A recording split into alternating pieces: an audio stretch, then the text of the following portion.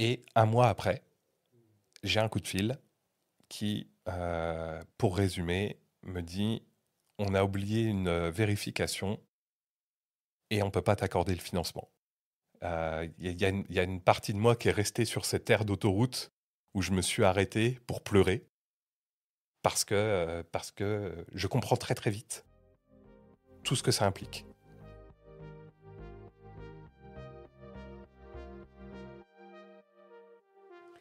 Bienvenue dans Odyssée, le podcast qui explore l'aventure entrepreneuriale dans toute sa richesse, entre réussite, défis et apprentissage. Aujourd'hui, j'accueille Loïc Voluer, fondateur de Logiplace, une start-up innovante qui digitalise la gestion des cimetières, offrant ainsi une solution à un domaine souvent négligé. Avec franchise et émotion, Loïc partage son parcours, des débuts prometteurs, une croissance rapide jusqu'à un choc brutal qui a mis en péril son entreprise. Il revient sur les leçons tirées de cette épreuve, sa résilience face à l'adversité et les valeurs fondamentales qui guident son leadership.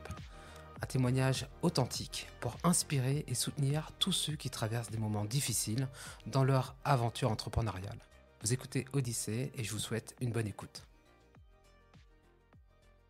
Loïc, bienvenue sur Odyssée.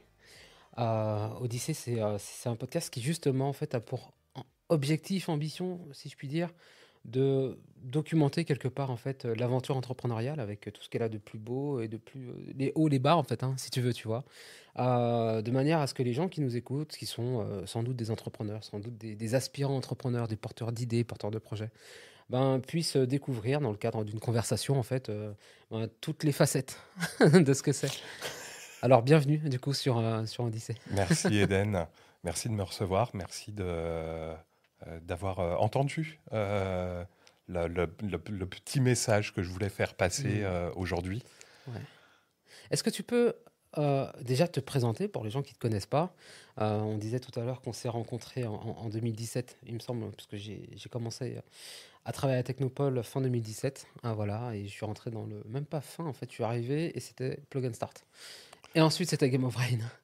Et on s'est rencontrés, nous, en fait, quand tu as créé ta boîte, du coup, Logiplace, tu vas en parler, et quand tu as été incubé à la Technopole de l'Aube. C'est bien ça? Ouais, c'est ça, c'est exactement ça. En fait, moi, j'ai créé Logiplace en 2019, mais tout le projet d'incubation datait de 2018. Et du coup, je suis arrivé à la Technopole sans du tout connaître quoi que ce soit de l'univers des startups, de l'innovation et tout. Et du coup, je me souviens on avait un petit peu échangé ensemble à l'époque, avant que j'intègre vraiment la Technopole. Et j'avais beaucoup aimé ce contact sympathique qu'on avait eu ensemble et cette bienveillance que tu dégages. C'était chouette. Et du coup, Logiplace créé 2019. C'est une entreprise qui a créé un logiciel pour aider les collectivités à gérer leur cimetière. Un problème très simple, savoir qui est où et savoir les places disponibles et ne pas faire d'erreurs juridiques, parce que mon premier métier, c'est d'être juriste. Ok. Et donc, on a créé toute cette interface-là de gestion pour les collectivités. Juste pour revenir là-dessus, ça veut dire que il faut quand même que les gens sachent que la gestion du coup des cimetières, elle n'est absolument pas numérisée. C'est des gros dossiers, du papier en fait, à l'ancienne, avec des gros classeurs où les gens disent on va trouver un tel si on doit chercher quelqu'un, quelqu'un qui est mort, trouver la parcelle où il est en fait, c'est ça, ou le lot peut-être. Alors Comme en ça qu'on fait, parle. on parle de concession pour les Concession, ouais. cimetières. Ok. Et ouais, il y a encore à peu près la moitié des cimetières de France qui ne sont pas digitalisés. Ok. Donc ça veut dire le plan qui date au mieux des années 90, ça fait quand même un peu plus de 30 ans, au pire début du 20e. Et des archives qui sont dans des boîtes entassées, pas forcément triées. Donc c'est assez compliqué quand nous on récupère ça, où il faut remettre la personne à la bonne place. Donc on a déjà eu des actes qui remontaient à l'époque Louis-Philippe. Ok. On fait un voyage dans le temps extraordinaire. Tu me dis Louis-Philippe, ça me parle pas, mais à 19e, t'entendre, ça c'est sent la 19e. poussière, ça sent le... Ouais, clairement, ça sent la poussière. Et après, il faut qu'on mène une enquête pour savoir est-ce que cet emplacement-là, cette concession-là existe encore. Hmm. et où est-ce qu'elle est dans le cimetière. Oh putain, c'est un escape game en fait. C'est un travail que mon assistante administrative, Chamara, réalise avec beaucoup de soin, beaucoup de minutie, Hmm. qu'elle fait très bien. Et je pense qu'elle est super douée pour ça. Et mais c'est un côté super passionnant parce que quand on a résolu et qu'on a réussi à placer tout le monde aux bons endroits, on sait que la mairie, quand elle aura une demande d'une famille, Hmm. elle pourra répondre en quelques secondes. Ouais. Donc c'est super épanouissant en fait. On a une vraie mission de service public qu'on ne soupçonne absolument pas. Ouais. Tu sais, ça me fait penser à un truc. Cet été, je suis allé à Tours. Voilà, c'était une étape sur mon chemin de vacances. Et j'ai mon grand-père qui est enterré là-bas. Et je suis jamais allé lui rendre visite en fait. Donc du coup, j'appelle ma mère. Maman, papy, il est enterré où en fait? Et faut savoir qu'à Tours, en l'occurrence, il y avait deux cimetières en fait. Donc je vais dans le premier. Elle me décrit un petit peu à quoi ça ressemble et tout, tu vois. Donc elle me dit à côté des grands arbres, il y a les tombes, machin, il y a le mur, tout ça. Et en fait, lui, il a une urne en fait dans le mur, tu vois. Donc il n'a pas de sépulture, tu vois. Euh, et je cherche, tourne, mais je vois pas en fait ce qu'elle me dit, tu vois, et je le trouve pas. Donc le fameux mur dont elle me parle, je regarde les noms et tout, y a pas mon grand-père, tu vois. Et je lui dis, maman, t'es sûre et tout? Elle me fait, oui, machin, c'est ça.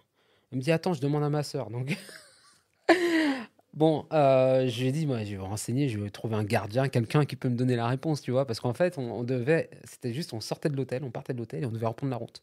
Donc on perdait du temps quelque part, tu vois. Fallait pas que ça dure 3 heures. Et du coup, je vais sur la petite cabane, le petit box là, du gardien. Et là, il y a un papier avec un QR code. Et là, en flashant le QR code, je tape le nom de mon grand-père et ça me donne son emplacement en fait.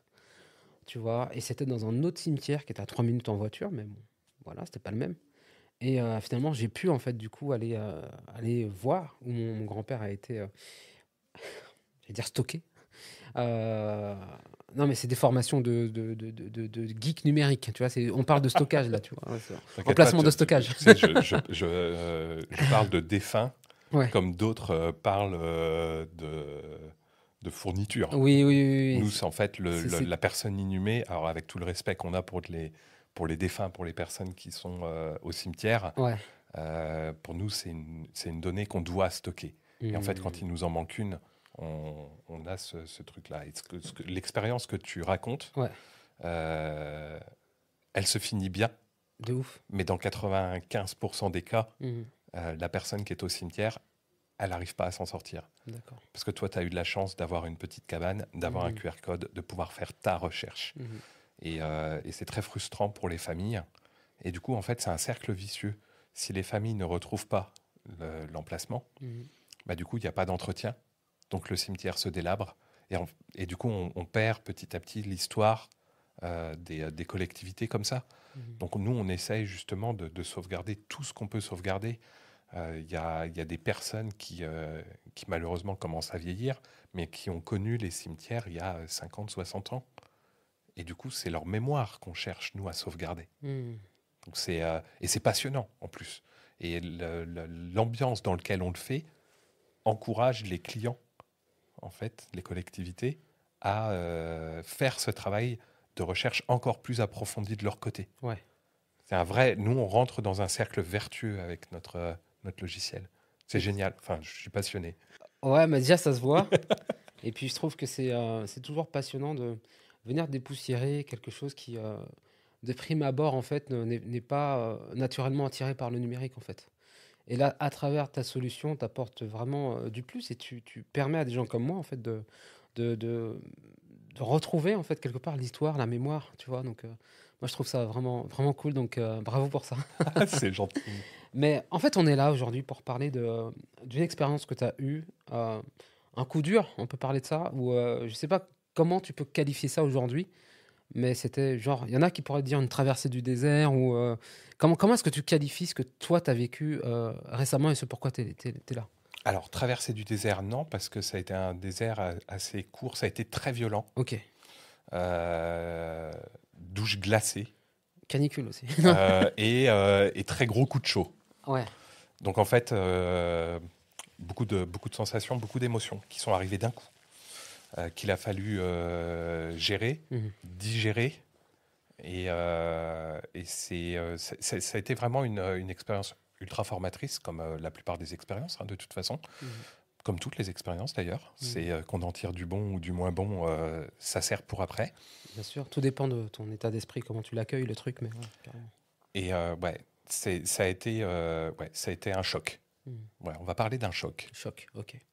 Est-ce que tu peux revenir sur la genèse du coup du choc, ce qu'il a provoqué et qu'est-ce que ça a créé comme onde de choc? Alors, Logiplay, c'est une start-up. Mhm. Comme toute start-up, on a un projet de développement, de croissance d'entreprise qui nécessite des investissements financiers notamment, des investissements humains aussi. Et du coup, on est en 2021, sortie de Covid, on fait une excellente année, on est sur une très bonne dynamique. Euh, donc on décide d'investir, donc du recrutement. Euh, et il y a un phénomène qui, je pense, n'est pas de notre fait. Mhm. Très bon début d'année 2022, déclaration de guerre en Ukraine. Alors attends, quand tu dis on recrute, recrutement, combien de personnes? On recrute à l'époque trois personnes, En équivalent temps plein? C'est 3 ETP? trois apprentis 3 apprentis, donc qui sont en temps partiel. qui sont en temps partiel. Ok, L'idée, c'est former ouais. pour, Recruter en CDI après. pour recruter en CDI, en fait.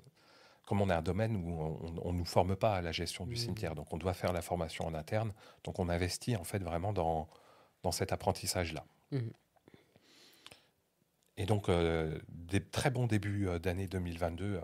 Je me souviens, un mois d'avril exceptionnel. Parce que le mois d'avril est le mois le plus important chez nous. Les budgets des collectivités sont votés. Donc, c'est vraiment le mois phare. Et déclaration de guerre en Ukraine, tout ça. Et en fait, on se rend compte qu'il va y avoir un choc énergétique. Mhm. Et les collectivités, je schématise extrêmement, hein, ont le choix entre chauffer l'école et acheter un logiciel. Mhm. Naturellement, et je me mets à leur place, On le chauffe choix l'école. se fait sur chauffer l'école. Et donc là, on entame, nous, une traversée du désert Mhm. de quelques mois, en Mhm. fait, en 2022.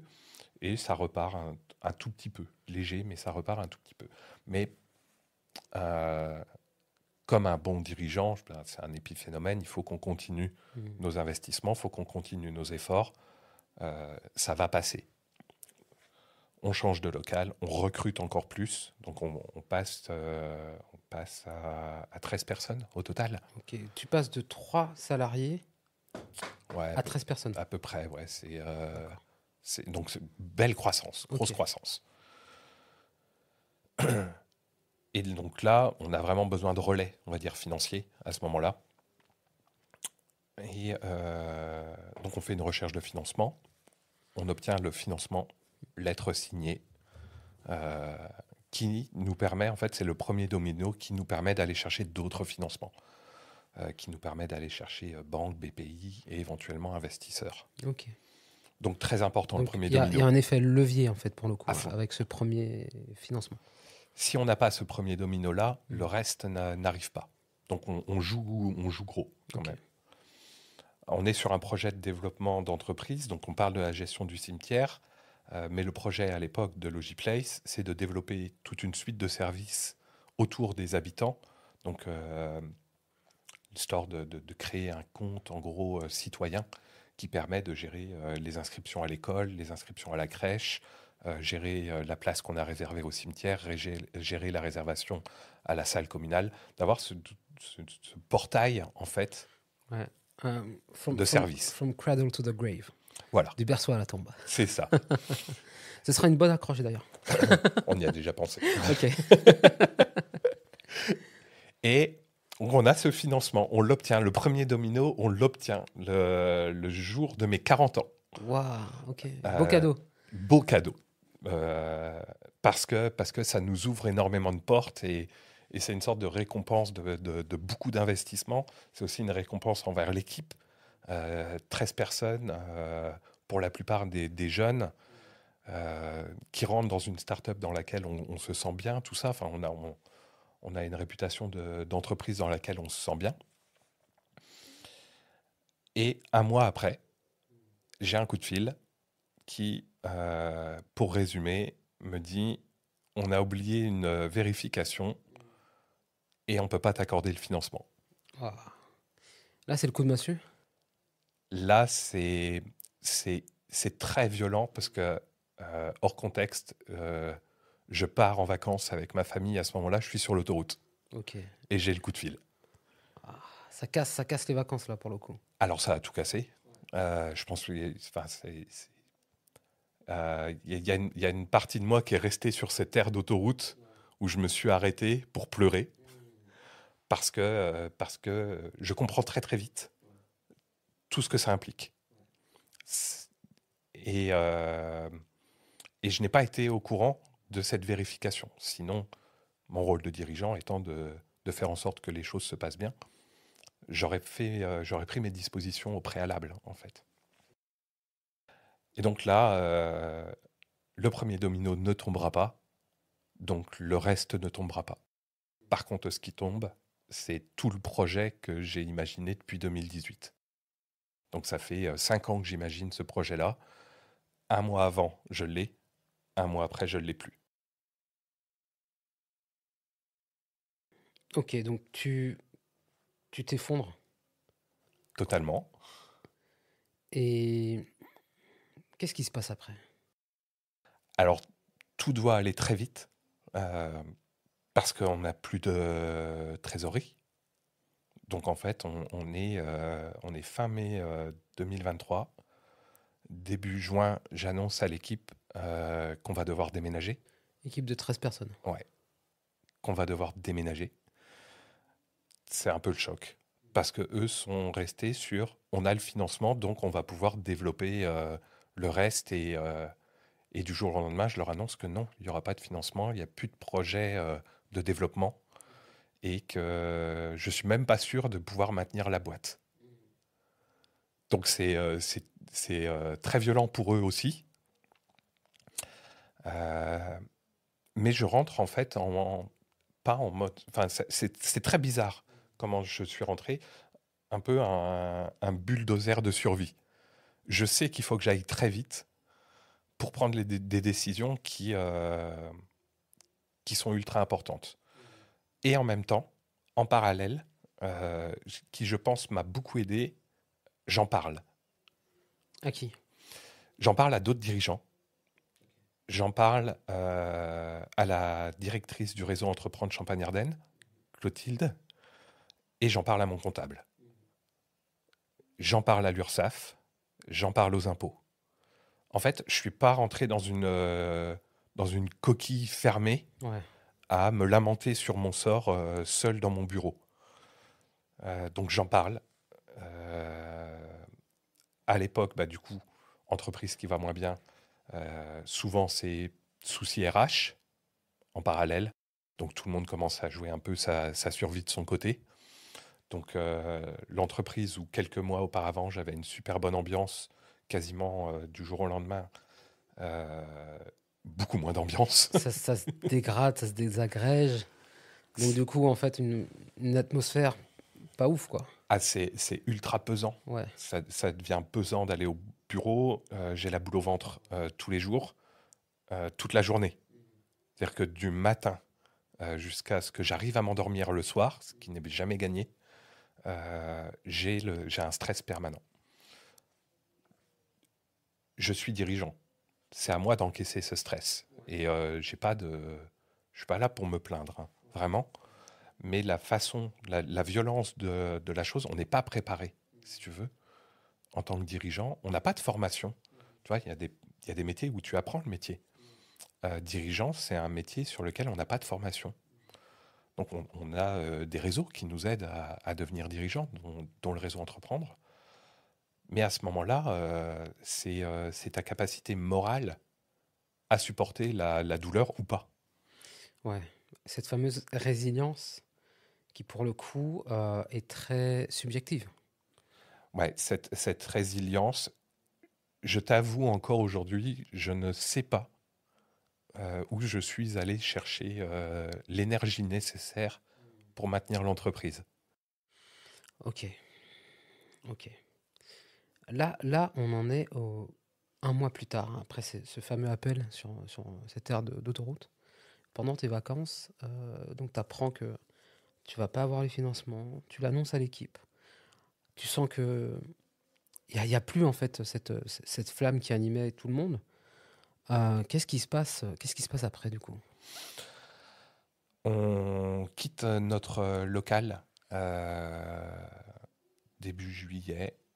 C'est d'ailleurs très marrant parce qu'on avait Éric Larchevêque de l'émission Qui veut être mon associé qui passe dans notre bureau pour qu'on lui présente en fait Logiplace dans le cadre de Plug and Start à la Technopole. Éric Larchevêque sort du bureau. Je dis à l'équipe, on prépare les cartons, on part. Donc on déménage très vite. Très bonne réactivité de la Technopole de l'Aube. Pour le coup, j'étais très accompagné dans mon processus de restriction budgétaire, on va dire.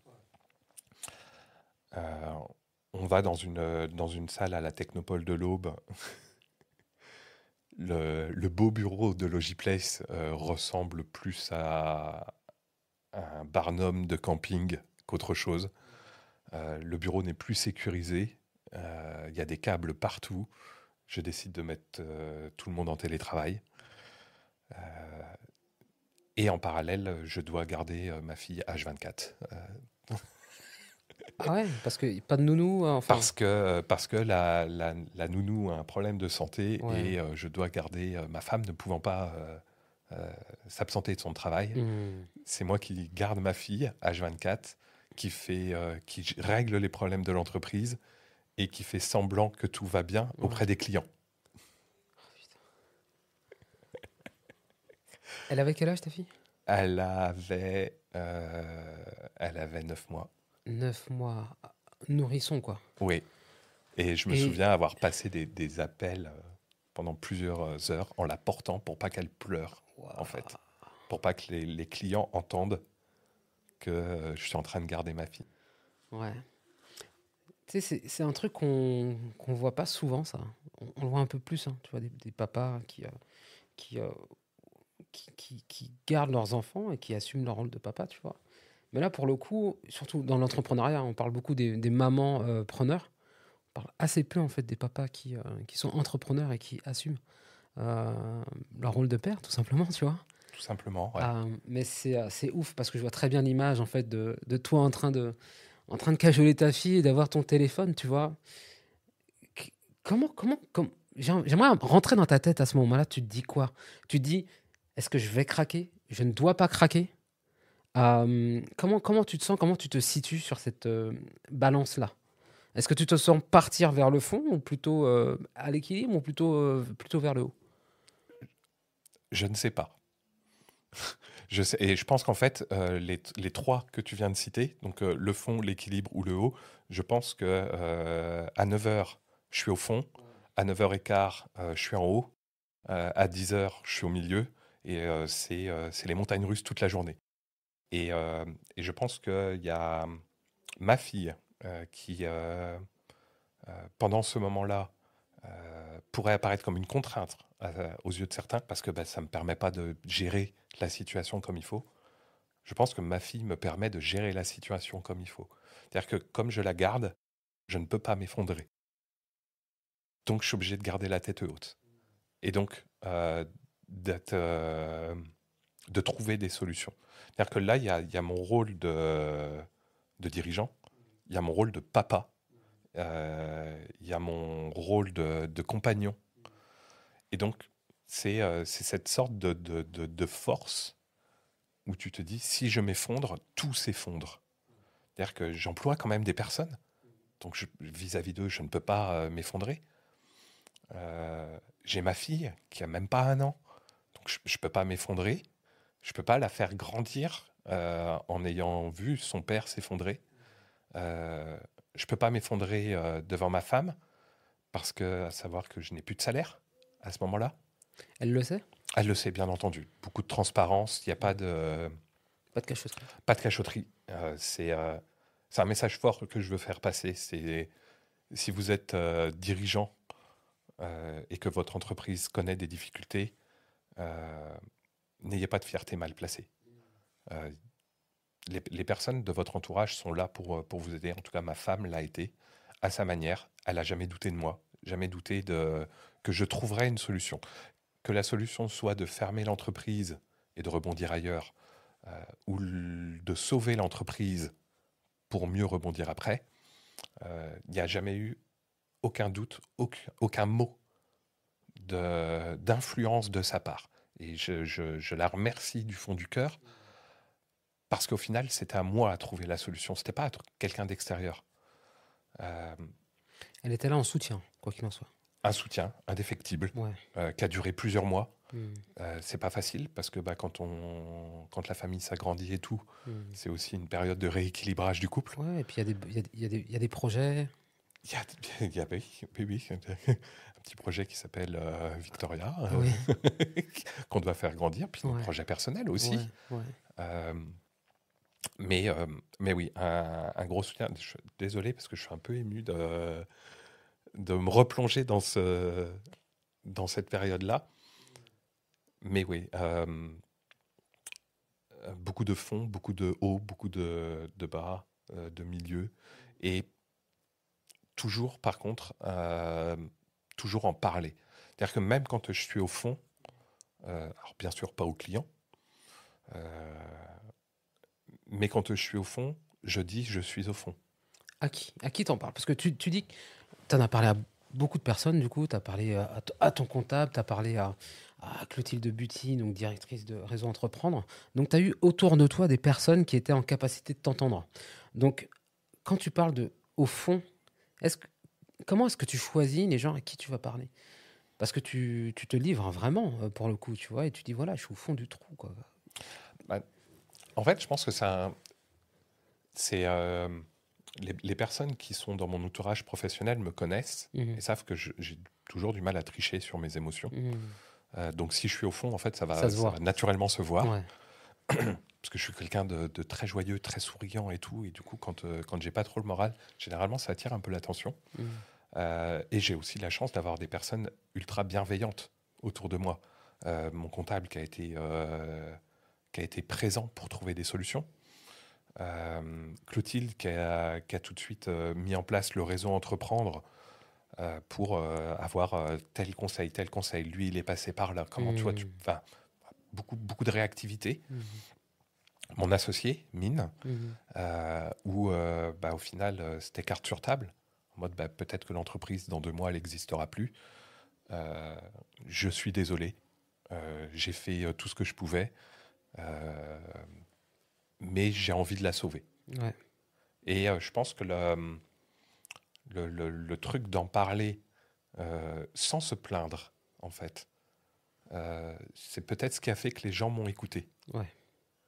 Parce que j'étais pas là pour me plaindre, à dire oui, c'est pas de ma faute, machin. Si, je suis dirigeant, en fait. C'est moi le responsable.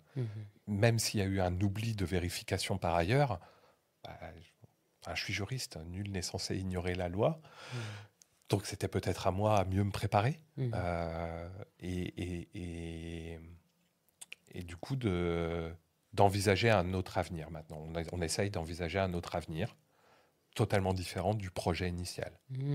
Ok. Mais c'est temporaire, parce que là, en l'occurrence, le projet initial dépendait de cet effet levier que tu es allé chercher au niveau de ton premier financeur.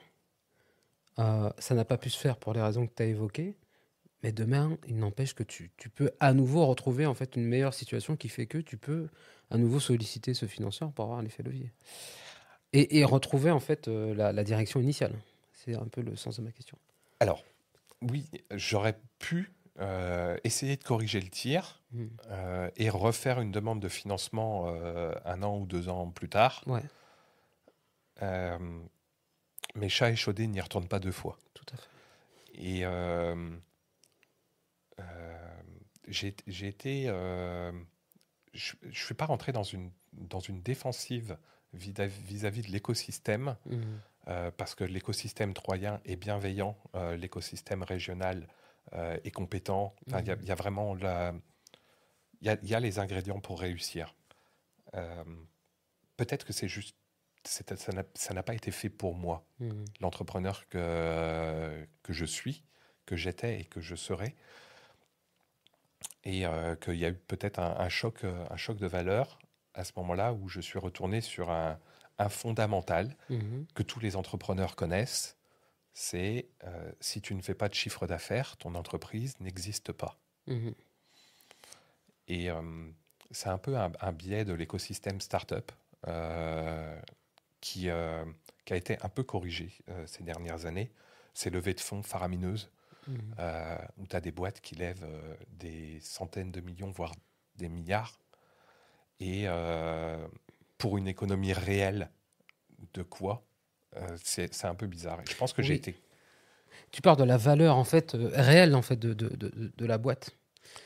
C'est-à-dire que quand tu parles de l'univers startup, de levée de fonds, on a entendu, on a vu en fait des gens qui ont levé plusieurs milliers, millions, milliards d'euros ou de dollars plutôt sur une idée. Et en fait, en réalité, il n'y a rien derrière, quoi. C'est une belle idée. Et c'est ce que tu dis aujourd'hui. En fait, on va plutôt réellement regarder dans quel environnement économique se situe la boîte. Est-ce qu'il y a un réel potentiel en fait de développement de chiffre d'affaires? C'est ça que tu dis? Ouais, c'est ça. Et il y a eu des corrections hein, dans l'écosystème. On voit que les licornes françaises prenaient au plus haut de l'État, Mhm, commencent à déchanter un petit peu. mhm, Des réussites qu'on mettait en avant il y a ne serait-ce que 4 ans oui, euh, qui ferment. mhm, Euh, on revient à quelque chose de plus réel. Donc c'est une correction de marché, hein, ça a toujours existé. Cette spéculation autour d'entreprises. Euh, toujours, c'est pas les startups qui ont lancé ça. Parce que finalement, une startup, il y en a beaucoup qui me disent, bah, en fait, c'est des TPE, quoi. Il n'y a pas de. Tu vois? Si ce n'est que, justement, la startup peut aller lever des fonds, alors qu'une TPE va directement aller chercher du chiffre d'affaires ou du développement sur fonds propres. Tu vois? Est-ce que c'est pas ça la grosse différence? C'est une différence culturelle, finalement. ouais, et je pense que la culture française Mm, n'est pas la culture américaine. tout à fait. Euh, et et une sorte de découverte, en fait, en France de ce milieu-là. Start-up, ça veut dire amorçage, hein. Mm, Donc, tu as une idée, tu recherches des premiers fonds mhm. qui te font faire une preuve de MVP? concept. Ouais. Mhm. Tu montres ton concept, c'est à peu près fonctionnel. Ouais. BlackBerry a fait ça, Apple a fait ça. Enfin, mais c'est que des grands noms en fait. Mm, Et toi, tu baignes dans cet environnement-là et tu te dis ah mais je suis peut-être le prochain grand nom. exact. Euh, et je me remets à ma place. Hein. Je ne l'étais pas, je le serai pas. En tout cas pas aujourd'hui. Mm, Et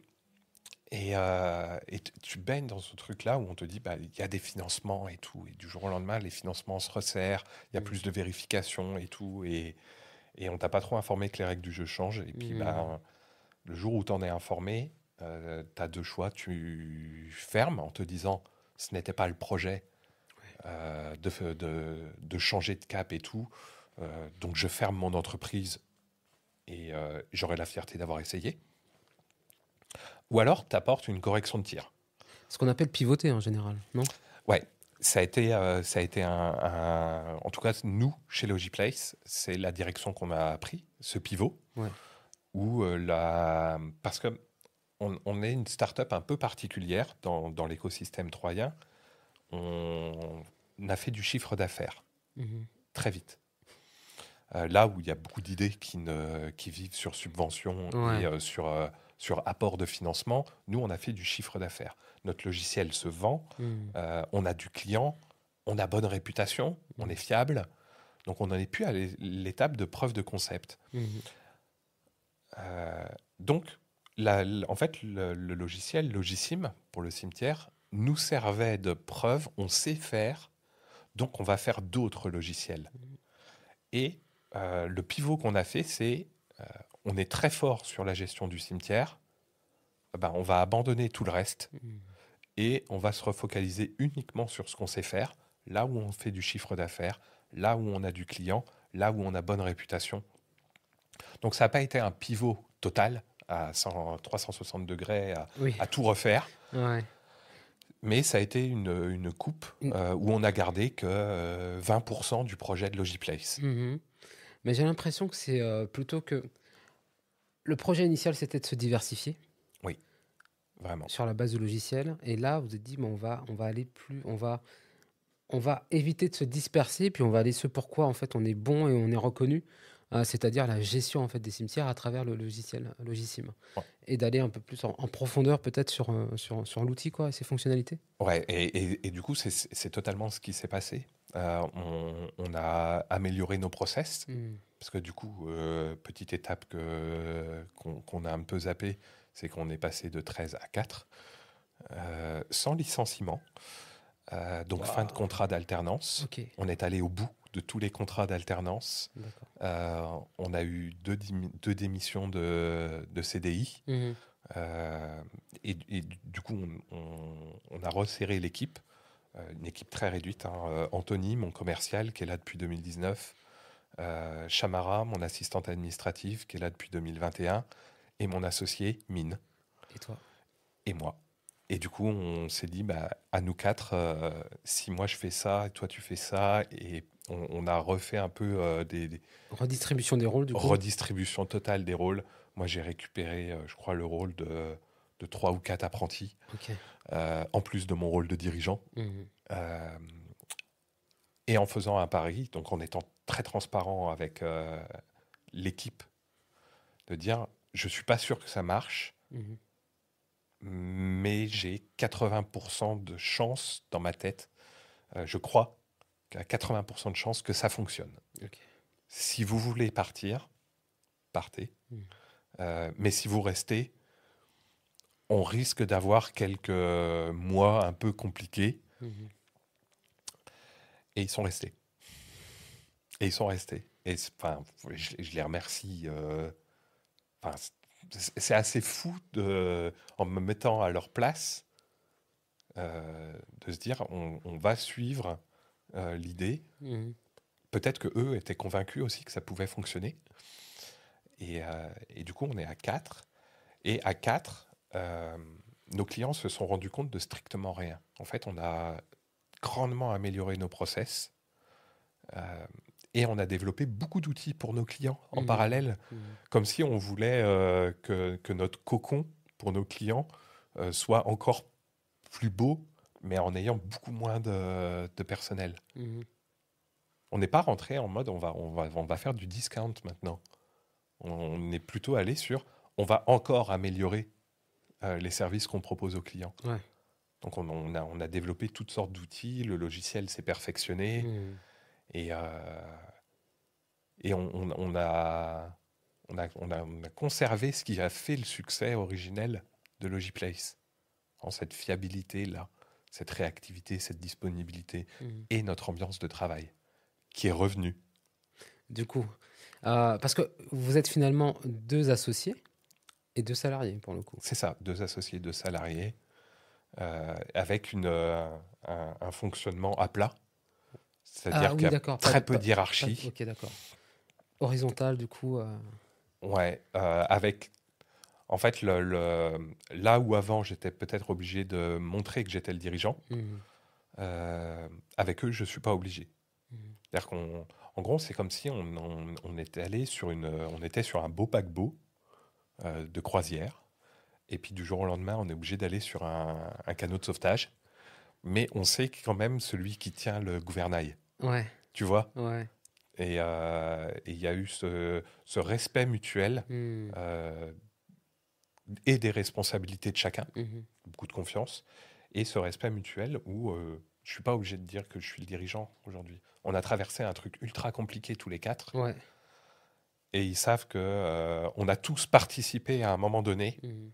à y voir un peu plus clair, quoi. Mhm. Et que aujourd'hui, dans la survie de la boîte, dans ce qui fait que ça continue d'exister, ils ont un rôle que tu reconnais. Ils ont joué un rôle et Bah, disons que si je perds mon commercial, c'est dur de vendre. ouais, c'est sûr. Si je perds mon assistante administrative, c'est dur de produire, donc de Mhm. facturer. Si je perds mon associé, j'ai plus de logiciel. Mhm. Donc en fait, les briques, on a 4 briques absolument nécessaires pour que l'entreprise fonctionne. Et chacun a eu ce rôle-là et a pris ce rôle-là à bras-le-cœur. Donc bien entendu, cette identification des responsabilités de chacun dans le mode survie, Ouais. bien sûr qu'il est reconnu. Mhm. C'est... Oui, il y a une vraie reconnaissance de ma part, en fait, envers eux. Tout le monde n'a pas cette humilité, cette franchise, hein, de dire oui, je suis reconnaissant. Tu vois, c'est dans la posture du dirigeant, ça court pas les rues, quoi. Et Qu'est-ce que... pourtant, c'est souvent un reproche qui m'avait été fait auparavant Ah avec oui, l'ancienne équipe, pas suffisamment... que je manquais de reconnaissance. D'accord, ok. Euh, je t'avoue que j'ai jamais compris, parce que les personnes qui me connaissent savent que je suis plutôt bienveillant et que j'ai toujours un mot particulier. Je sais d'où je viens et quand il y a une personne qui m'aide à avancer, je sais ce que je lui dois aussi. Et ça m'avait énormément peiné de croire que je n'étais pas reconnaissant ou de croire que j'étais peut-être distant ou déconnecté, enfin je sais pas. Et c'est marrant de voir en fait aujourd'hui comment l'équipe qui est restée sait que je suis reconnaissant. Pourtant, il y a très peu de choses qui ont changé dans notre relation. En tout cas, moi, j'ai pas l'impression d'avoir beaucoup changé. Donc, je sais pas ça, mais bien sûr, c'est un dirigeant seul, c'est bien, mais il dirige qui? Bah, lui-même, hein, c'est déjà beaucoup. C'est déjà beaucoup, mais un dirigeant, c'est quelqu'un qui montre la direction à suivre. Ouais, tout à fait. Donc, ça veut dire qu'il y a des personnes à emmener. Mhm. Il y a des personnes à dire, allez, viens, suis-moi. J'ai un petit rôle pour toi Mhm. dans la société. Ouais. Et je ne parle pas de la société économique, je Oui, bien parle sûr. dans la société. Mhm. Et c'est valorisant, en fait, d'avoir qu'il y a des personnes qui font confiance. En tout cas, j'ai une relation au monde du travail qui est très particulière. J'ai jamais été, à part des emplois étudiants, j'ai jamais été salarié. Ouais. Et, euh, et du coup, j'ai ce respect, en fait, des personnes qui entreprennent. C'est-à-dire que même s'il y a une personne que je n'aime pas, Mhm. mais qui entreprend, je respecte l'entrepreneur. Bien sûr, parce que tu sais ce que c'est. Parce que je sais ce que Tu sais c'est. ce que ça demande et ce que ça coûte. Et Mhm. c'est un truc que j'avais enseigné à Y Schools Mhm. auprès des élèves, un sujet qu'attendent les dirigeants de leurs employés. Mhm. Et du coup, j'avais inversé la question dans leur tête en leur disant maintenant vous êtes dirigeant et vous allez me dire ce que vous attendez. Les employés. Ce que vous attendriez d'un employé. Vous Ouais. allez miser X milliers d'euros sur une personne. Ouais. Qu'est-ce que vous attendez de lui? Et du coup, je pense que c'est hyper formateur Mhm. comme exercice euh, de comprendre c'est quoi le rôle de dirigeant et comment il prend ses décisions. Ouais. Et là, je sais que ça a été des décisions qui ont été très brutales, mais que si je n'avais pas pris, l'entreprise n'existerait plus. Mhm. Et là, j'aurais mis des personnes au chômage. Ça a été ta responsabilité.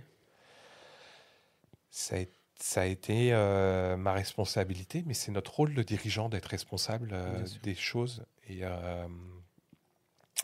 et d'assumer tout ce qui se passe, même si tout n'est pas 100% de notre faute, mais d'assumer et de montrer que oui, on peut faire des erreurs. Oui, on peut avoir des déceptions, parce que c'en était une. J'ai le financement, je ne l'ai plus. Le mot est léger, mais oui, Oui. je suis déçu. Pardon. Tu l'as dit. Euh, mais c'est notre rôle de trouver la solution Ouais. à ça. Et la solution, elle peut ne pas faire plaisir. Là, on ne parle pas de patrons de CAC 40, de très grosses entreprises qui font des licenciements et tout. Là, on parle de petits chefs d'entreprise, en fait, Ouais. qui ont 2, 3, 7, 8 salariés, 15 salariés. Mhm. euh, où c'est un peu familial en fait. Tout le monde connaît un peu sa place et tout. Oui, en fait, c'est pas tu balances un tweet ou tu balances un mail en disant vous êtes viré, vous revenez pas demain. Bah non, C'est des gens que tu vois, c'est des gens que tu côtoies, c'est des gens avec qui tu bosses au quotidien en fait. mais c'est des gens que Donc tu ça vois rend d'autant évoluer. plus difficile la décision en fait, c'est ça. Mais c'est des gens que tu vois évoluer. Tu connais leur vie Mhm, privée, tu connais mhm, leur vie de famille, tu connais. Enfin, c'est super dur, en final, mhm, quand tu es dirigeant d'une entreprise qui est en difficulté, tu te sens responsable vis-à-vis d'eux. mhm. C'est-à-dire que c'est le poids d'une déception. Ben, quand tu es dirigeant, tu as généralement mis de l'argent, ou tu es caution de prêt. Mhm. Euh, ben, tu t'engages aussi auprès de ta famille, Ouais. de ton couple, etc. Mais tu t'engages aussi auprès des personnes que tu emploies. Mhm. En tout cas, c'est ma conception de la chose. Et du coup, d'assumer ce rôle-là, c'est l'assumer auprès d'un éventail de personnes tellement diverses. Tiens, c'est de ma faute. Mhm. On a raté un truc. T'as senti le poids de la culpabilité? Je le ressens toujours Mhm. parce que quand tu recrutes quelqu'un, surtout en start-up, tu le recrutes sur un développement de Ouais. l'entreprise. Mhm. Et ce développement n'a pas eu lieu. Et du coup, même vis-à-vis de Mine, mon associé, c'est plus le même projet. Mhm. Donc il y a toujours cette culpabilité de se dire, pourvu qu'il ne pense pas que j'ai menti. Ah, d'accord. C'est pas clair? Tu sais pas? Alors, si, je le sais. Mais t'as toujours Ce doute en fait. ce doute, alors, qui s'est estompé, hein, Oui, oui, oui. au fur et à mesure du temps. Mhm. Mais ouais, la question de pourvu qu'il pense que j'ai pas fait exprès. Ok. Qu'est-ce que ça t'a appris tout ça? Est-ce que tu as réussi à en tirer quelque chose de positif? Ah, j'ai tiré de tout. J'ai tiré du positif, j'ai tiré du négatif. Euh, on commence par le négatif. Euh, Rien n'est jamais acquis. C'est pas parce que tu as un papier signé que c'est acquis. Donc, rien n'est jamais acquis. Ce qui peut être et du négatif et du positif au final. Mais dans le négatif, c'est que quand tu es entrepreneur, le vrai argent, c'est celui qui est sur ton compte. C'est pas le contrat que tu as signé, mais qui n'est pas encore fait. C'est pas le prêt qu'on te promet, mais qui va peut-être pas arriver. C'est l'argent qui est sur ton compte. C'est la seule vérité. Et j'ai été naïf. J'ai été naïf de croire en cet argent. Ce que j'ai tiré de positif de ce côté négatif, c'est qu'une entreprise doit faire du chiffre d'affaires pour vendre. Ça tombe bien, la nôtre en faisait. Euh, et euh, peut-être que c'est la meilleure chose qui me soit arrivée, ce Ok, coup de fil. d'accord. Parce que sinon, je me réendettais. Hmm. Parce que l'argent, c'était pas un don, c'était un prêt. Oui, c'était un prêt, mais avec une échéance de remboursement plus ou moins longue, en fait, non? Ouais, mais j'avais déjà investi plus de 200 000 euros Ok. Par anticipation? par anticipation. Ouais, Donc au final, que je suis en train de rembourser maintenant. ouais. Euh, mais du coup, ça voulait dire que on avait un pool d'environ potentiellement entre 300 et 500 000 euros de financement au total. Ça voulait dire que bah, cet argent-là, j'allais le rendre à un moment donné. Dans le contexte économique dans lequel on est, avec beaucoup d'incertitudes, finalement, je suis très content de désendetter mon entreprise aujourd'hui. Donc je rembourse mes emprunts. J'en ai terminé 2 cette année. Euh, et du coup, ça, c'est vraiment le point ultra positif pour moi. C'est-à-dire que dans 2 ans, 3 ans, je n'ai plus du tout d'emprunt sur mon entreprise. Parce qu'aujourd'hui, on a une somme d'emprunt à rembourser qui était basée sur un développement de l'entreprise, donc sur un certain chiffre d'affaires, qu'on ne fait pas, puisque du coup, on a tout réduit. Donc la part de remboursement de l'emprunt par rapport au chiffre d'affaires est élevée, mais dans 2 ans, 3 ans, Ce sera soldé. Et ça sera soldé. Une entreprise désendettée, qui fait du chiffre d'affaires, qui a un très bon EBE, bah, bien entendu que je signe 2 fois, 3 fois. OBE. Excédent brut d'exploitation, c'est un indicateur comptable sur la performance, EBE. la rentabilité de l'entreprise. D'accord, ok. Euh, ou quand tu as, cet excédent brut d'exploitation qui est bas, ça indique que ton entreprise n'est pas très rentable. C'est ce qu'on appelle les bénéfices, clairement. C'est une des parties des bénéfices. C'est Ok. en tout cas dans l'entrepreneuriat, Mhm. l'excédent brut d'exploitation et ce en fait, chiffre d'affaires moins les charges de fonctionnement, Exact. moins les charges de personnel. Ok, c'est ce qui Pour le reste. faire schématique. Ouais, ouais, C'est ce ouais. qui va rester une fois que tu as à peu près payé tout et tout Tout. le monde. Ouais, ouais, ouais. Ok, excellent, excellent, super. Aujourd'hui, je n- j'en retire beaucoup plus de positif que de négatif. Après, c'est peut-être lié à mon caractère, c'est peut-être lié à mon contexte personnel, euh, c'est peut-être lié au contexte professionnel de mon entreprise, où j'ai quand même 2 employés qui m'ont suivi malgré tout, sans vraiment savoir ce que ça allait donner. C'est peut-être lié à mon associé qui m'a apporté. C'est peut-être lié au réseau dans lequel j'appartiens. C'est peut-être lié à la somme de tout ça. Mais aujourd'hui, ça m'a pris beaucoup de temps. Beaucoup, beaucoup, beaucoup. Je suis pas sûr d'être guéri à 100%. Je suis pas sûr de guérir à 100%. Parce qu'un vase cassé, quand tu le recolles, tu vois quand même où est-ce que ça a été cassé. Mais par contre, j'ai énormément appris. Énormément. Du coup, quel conseil tu pourrais donner? Bon, on se méfie. Moi, je me fie toujours des conseils parce que ça, tu as ton expérience et ça ne s'applique pas forcément à tout le monde. Mais quels sont les indices ou les red flags que tu pourras donner à quelqu'un qui traverse la même situation? Tu as beaucoup parlé du fait d'avoir assez rapidement en fait partagé cette situation, échangé avec des personnes. Est-ce que c'est quelque chose que tu conseillerais en fait à n'importe quel dirigeant qui traverse une situation similaire? Bien sûr que je le conseillerais de parler. Parler, c'est un exutoire. Parler,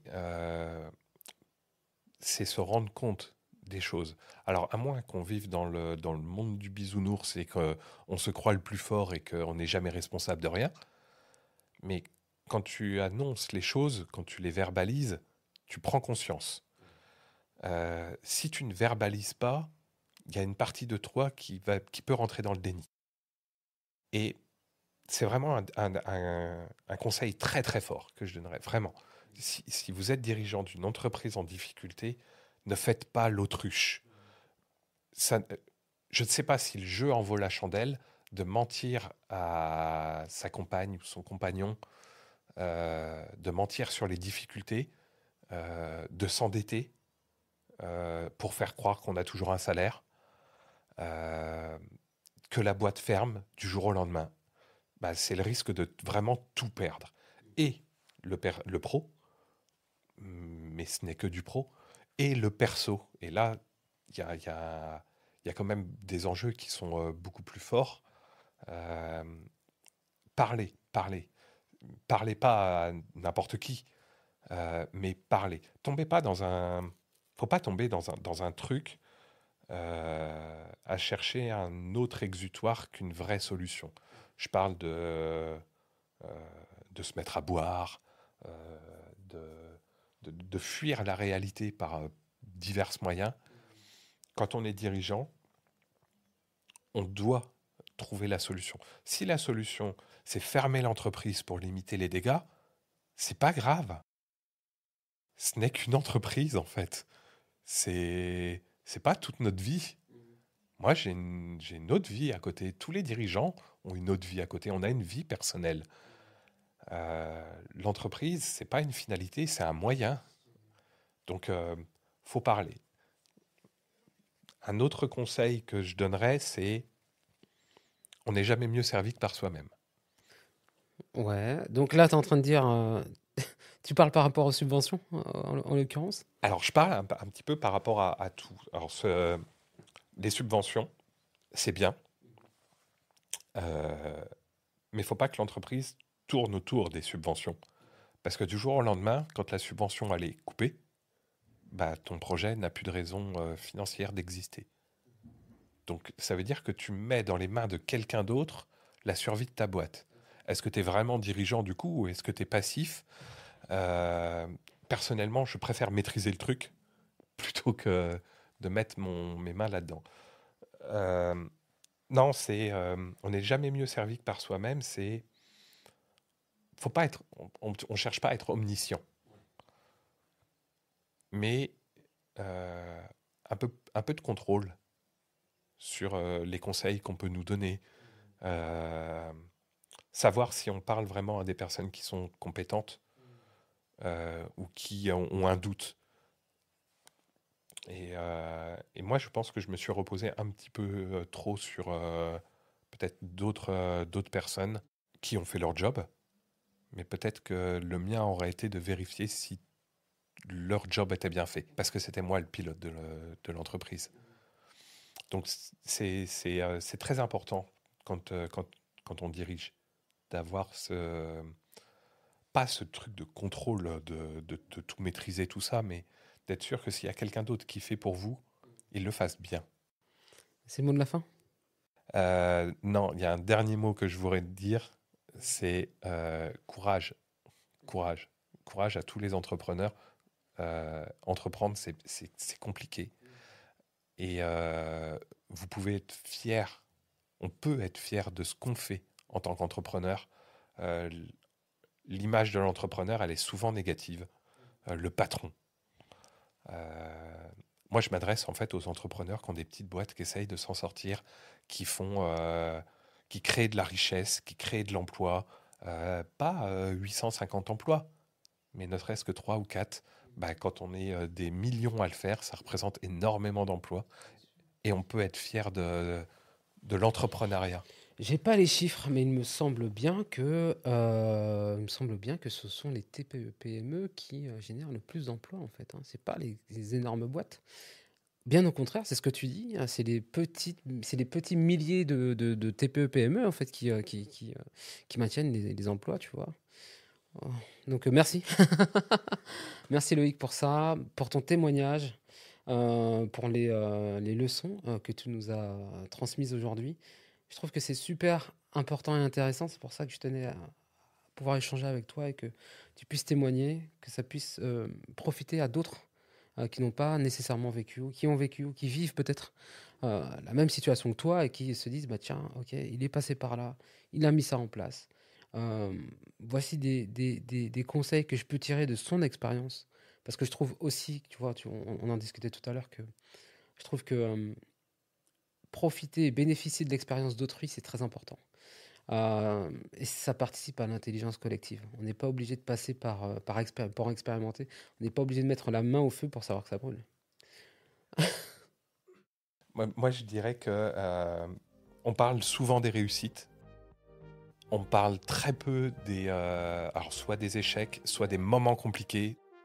Et pour autant, parfois, on apprend beaucoup plus après un échec ou après un moment de galère.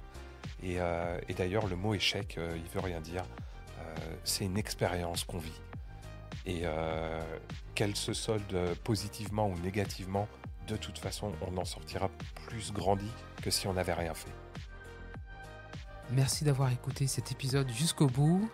Ce témoignage inspirant de Loïc nous montre que dans la vie entrepreneuriale, on est amené à avoir des défis, à se confronter à des obstacles, mais c'est vraiment l'état d'esprit qui fait qu'on y arrive et qu'on arrive à développer des compétences, une résilience qui nous permet d'affronter ces obstacles et de les surmonter. Je vous souhaite de très belles fêtes de fin d'année, c'est le dernier épisode de l'année. Je vous souhaite de belles fêtes et je vous dis à très bientôt.